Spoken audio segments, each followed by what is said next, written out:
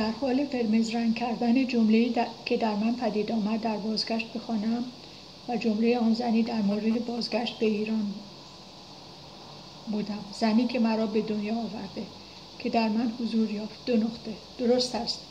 برای ودا با دنیا به ایران بازگشتم. خط تیره درست است. آمدم ارثم را بگیرم. منتها نمی‌دانستم ارثی دارم از این نوع و دهنده آن خداوند است. دانش عملی که از طریق مرکز آموزشی انتقال نمی‌یابد. ارث من بود. در کتابی به نوشته‌های کربن و در کتاب هاشم رضی حکمت خسروانی از این نوع علم و دانش بیان شده است. به بیان دیگر، آفتابی نامری وجود دارد که بسیاری آن را نمی‌بینند. معادل دادن ارثم به من از توسط خداوند. آن جمله از کتاب یونگ است. ماهیت روان و انرژی آن. آفتابی نامری وجود دارد که بسیاری آن را نمی‌بینند. در اون کتاب یونگ است. خدا مرا باز گردانید. باز خط تیره گردانید. باز خط تیره برگشت. باز که معکوس بسته است. برگشت. یک باز است. پس 2 نقطه. باز خط تیره باز گردانید خدا مرا. دو باز به معنای معکوس بسته. باز به توان دو. در حالی که نوشته شدن جمله زنی که مرا به دنیا آورده می‌اندیشیدم، برای نوشته شدنش در قطعه آخر در این متن معکوس تلنگر خط تیره تنین انداخت. کار خداوند، طرح خداوند برای من و کار طرح زنی که مرا به دنیا آورد برای من. 2 نقطه. زنی که مرا به دنیا آورد، دنیا و دنیای مرا از من گرفت. خط تیره خدا. عالم را به من داد برتر از دنیا. هر دو معادل هستند برای پدید آوردن در ترکیب خود این معنا را. 2 نقطه. خدا مرا برای ودا با دنیا به ایران بازگرداند تا عالم را به من بدهد با تولد ثانیم به عالم. هر کس چیزی جز آنچه دارد خط تیره و خط تیره میگیرد نیست. آن زن چیزی جز دنیا نیست و در دنیا خواهد ماند برای همیشه. در مابین ماندن برای همیشه. خداوند کسی هر کس است. خدا هست. خط تیره دهنده هستی است. آدمی عدم است. نیستی. در حال نوشتن خط در بالا هر کس چیزی جز آنچه دارد خط تیره و خط تیره میگیرد نیست، به یاد پاسخم به آقای مهندس گرد و غبار افتادم که دهانش را بست برای همیشه، چون از حدش چند بار فراتر رفت در تمسخر. پاسخ دادم با پیام نوشتاری به نوشته خودم آنچه برای من به نوبه خودم آنچه برای من ارزش دارد را در اختیار دیگران میگذارم. فردی که پس از چاپ 30 نمونه سفیر کتاب اولم به من میگوید هنگام تحویل آنها اگر 50 نمونه خواسته بودید نصف میشد هزینه. 2,600,000 تومان هزینه 30 جلد. میدانستم که میخواهد آن روز بروم و تحویل بگیرم، چون فلان ساعت نیست در دفتر فنی، چون بایستی برود نزد دندانپزشک. نیمی از هزینه باقی مانده بود و با آن میخواست دستمزد پزشک را پرداخت کند. تمسخرآمیز است در ایران حاضر که کتاب نویسی که کتاب را برای جوانان ایران به ارث بگذاری. آن آقا در پیام آخرش نوشته بود چقدر شما به جوانان علاقه دارید. چون نوشتم 2 نقطه. دوستی پیشنهاد خوبی کرد در یوتیوب فایل کتاب‌هایم را پخش کنم. کتاب دومم را نزد شما چاپ نخواهم کرد و نام کتاب را نوشتم. می نویسم تا محقق شوید.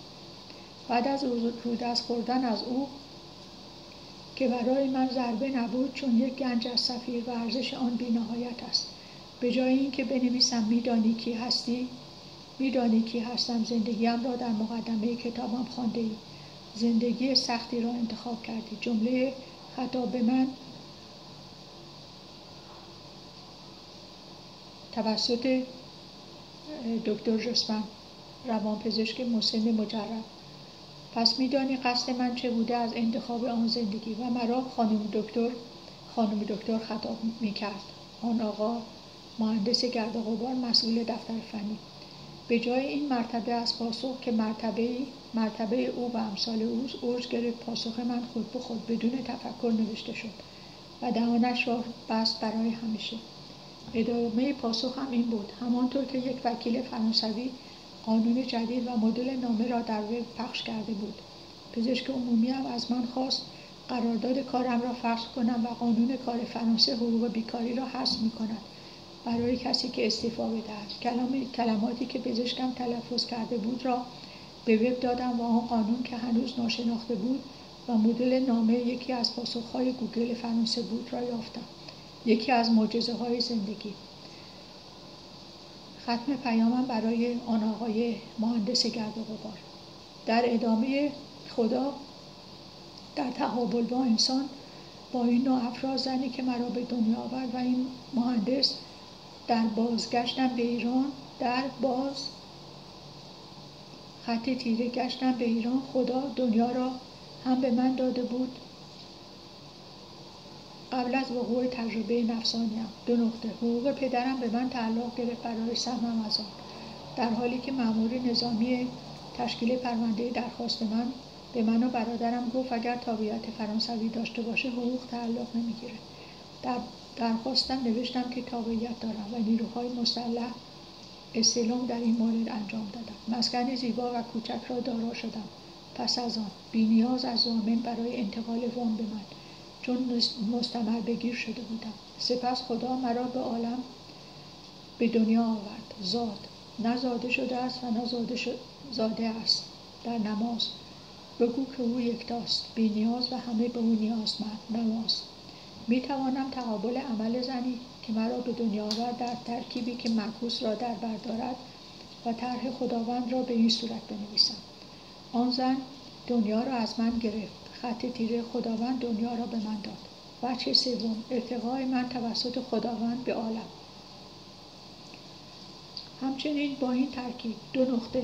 آن زن مرا به دنیا آورد، به خط تیره دنیا، و در حقیقت عملش به عنوان مادر دنیا و دنیای مرا از من گرفت و خدا برترین را از دنیا به من داده بود از ازل.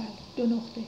رفتن به سوی دانش در علوم انسانی در روی خاک فرانسه که در حقیقت عمل من رفتن برای جستجوی حقیقت زندگی بود که به نوشته درآمد در دکترای من و تنها زن ژوری من آن را در صورت جلسه آورده است. 2 نقطه. برای جستجوی حقیقت زندگی در دوره دکترا ثبت نام کردم. ختم گذر. من دور دنیا را زدم. به تبعید داوطلبانه خط تیره زیارت عالم رفته بودم و نمیدانستم. مال ارث پدر را در دستان مادر و برادر رها کردم. خط تیره گذاردم با اعتماد به آنها. دنیا را رها کرده خط تیره گذارده بودم در دست اعتماد، دست آنها. دست اعتماد که در آن دستها دنیای مرا نهاده بودم دست خدا بوده است و من نمیدانستم. نوشته شده است در کتابی از کتاب‌های قبلیم که شهود درونی داشتم، از شعله شمع در بدنم و آن شعله به اعتماد مبدل شد و در سخنم با خداوند به او میگفتم خدا تو اعتمادی. در پناه خدا. جمله پاپ آرژانتینی. برگشت تا نوشته شود در این لحظات. به یاد آوردم در بالاتر در این متن میخواستم بنویسمش. 2 نقطه.